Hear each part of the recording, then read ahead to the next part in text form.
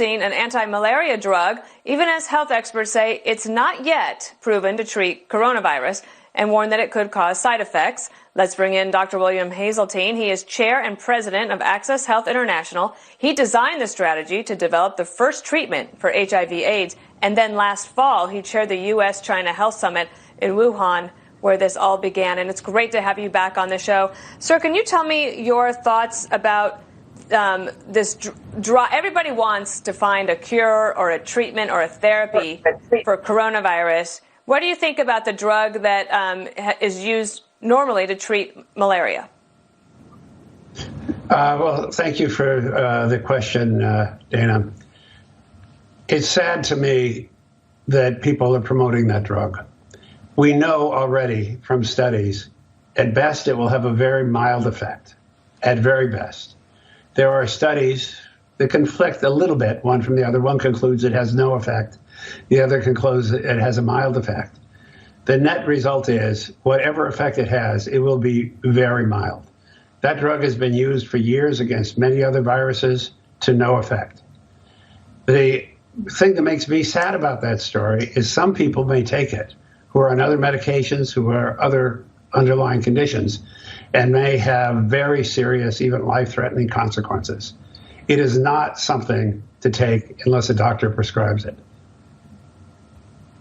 And the government is not saying that a doctor could not prescribe it, but that should be something that is worked out between them. And what about and I know you don't go by anecdotal evidence, but there are stories of people saying that they've had this Lazarus effect by using this drug. That is nonsense. Complete and utter nonsense.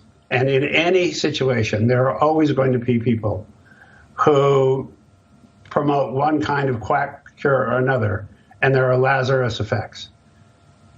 In every epidemic I've ever looked at, it's always the case. Let me just repeat.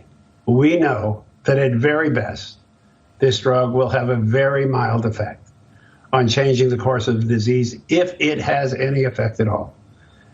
That is what the data has shown so far, and I am convinced that that's what further studies will show. And it's not without adverse consequence. It is irresponsible to promote this drug at this time. I hear you loud and clear. Let me also... People don't want to hear that, but it is unfortunately the case. I know. I wish we had more hope. Let me ask you then about the... please tell me... I'm sorry about the audio, but please tell me. You were going to say something more? I know there's a lag between what you say and what I say. We may overlap. There is... The hopeful news is convalescent anti-serum, purified forms of that anti-serum that can really make a difference to people who are critically ill, and eventually we'll be able to protect healthcare workers as well.